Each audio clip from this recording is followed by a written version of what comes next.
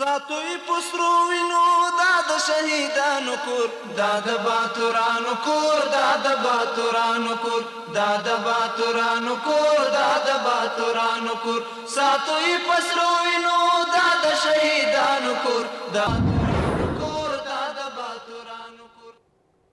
Good evening and a very happy Eid to Muslims all around the world. Today is Saturday, the 7th of June 2025, which coincides with the first day of Eid al-Adha in Afghanistan. Thank you for joining us. I'm Suleiman Talash. Eid al-Adha prayers were held at the Central Mosque of Kandahar under the leadership of the Islamic Emirates leader Sheikh Maulavi Hibbatullah Akhundzada Hafazahullah. According to Maulavi Zabihullah Mujahid, the spokesman for the Islamic Emirate, thousands of worshippers from across the region took part in the congregation. The Minister of Economy says that in the year 1403, a total of 1,243 development projects, including 370 key projects and 873 sub-projects, were implemented using the Islamic Emirates development budget. Additionally, the ministry reports that nearly 2,000 humanitarian support projects were carried out in collaboration with domestic and international organizations. Here is the rest of the story.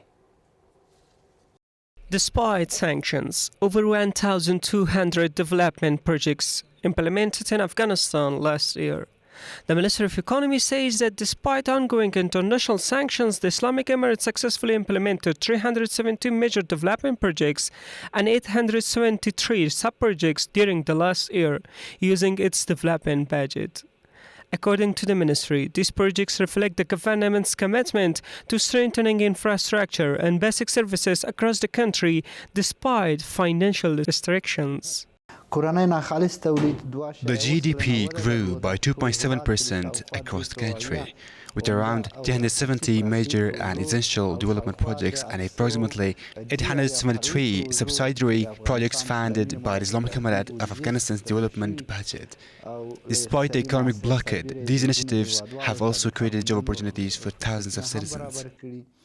The Minister of Economy further reports that, in addition to state-funded initiatives, a total of 1,939 humanitarian support projects were implemented last year, 621 by foreign cooperation organizations and 1,318 by domestic institutions. The projects cover sectors such as health, education, food security, and emergency relief.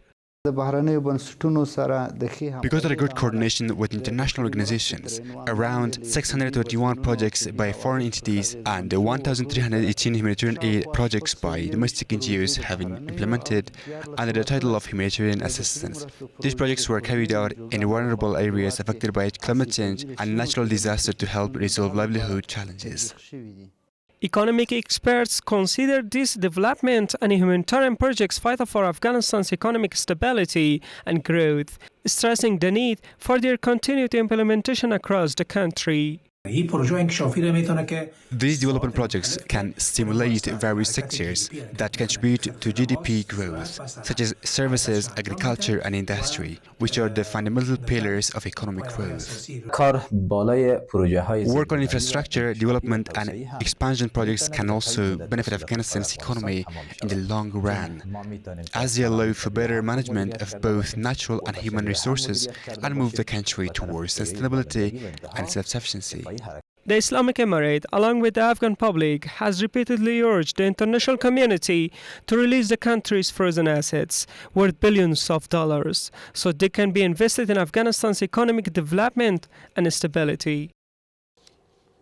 The United Nations Security Council is set to hold a meeting this month to review the situation in Afghanistan, according to a recent UN report. The session will include the presentation of the quarterly report on the country's political, security, and humanitarian landscape. Rosal Tanbaiva, head of the UN mission in Afghanistan, along with officials from the Office for the Coordination of Humanitarian Affairs, or OCHA, is expected to brief the Council. The delivery and challenges of humanitarian aid to Afghanistan will be a key focus of the discussion.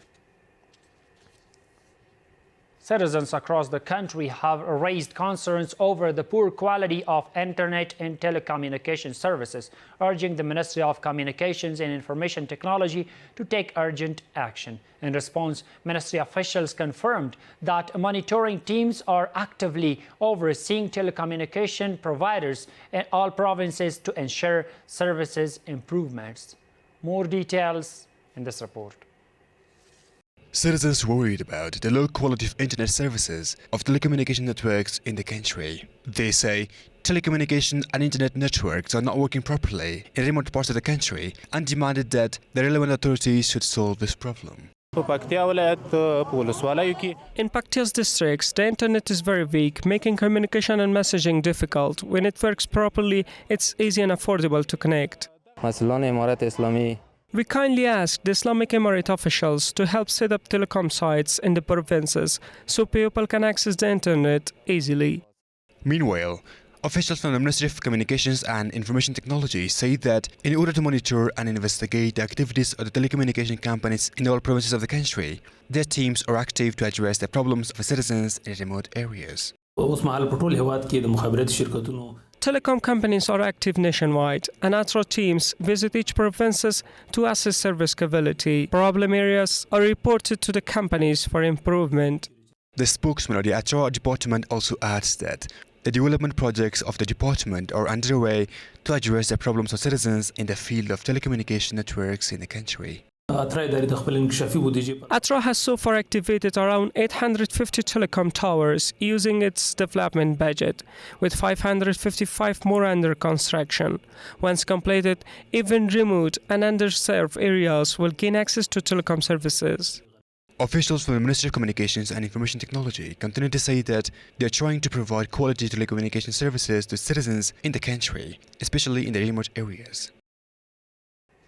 Eid al-Adha was celebrated peacefully across Afghanistan with prayers held in all mosques and no security incidents reported. Citizens marked the occasion by sacrificing animals, visiting relatives and exchanging greetings. Security forces and intelligence personnel were visibly deployed in major cities including Kabul to monitor public areas and ensure safety.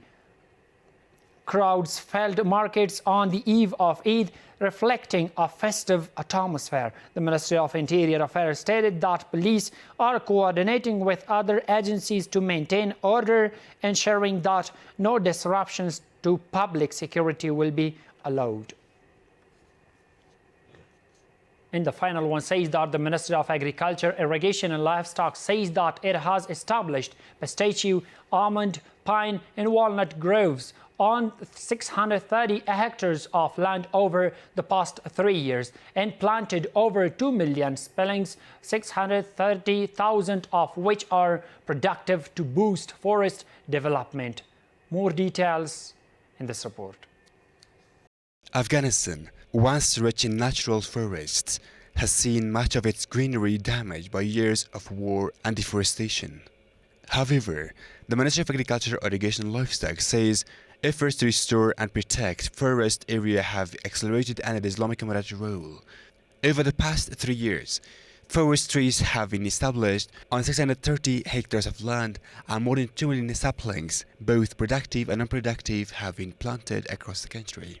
To expand forested areas and protect natural resources, 2,375,000 saplings have been planted across the country's forested regions. Over 630,000 of them are fruit-bearing.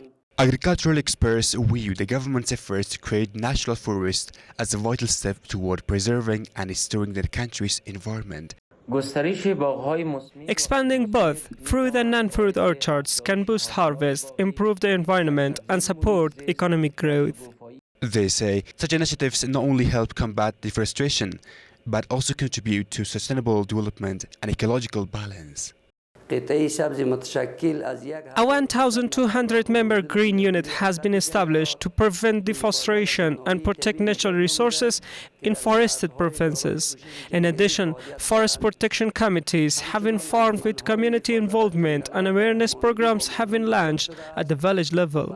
This is while When Afghanistan's forests, particularly in Kunar province, were facing serious threat due to the illegal logging by locals and influential figures, the widespread destruction had raised concerns both domestically and internationally. That's all for tonight. Thank you so much for joining us. Stay with us to stay updated. Have a good night. ساتوی پسرو وینو دا د شهیدانو کور دا د باتورانو کور دا د باتورانو کور دا د باتورانو کور دا د باتورانو کور ساتوی پسرو وینو دا د شهیدانو کور دا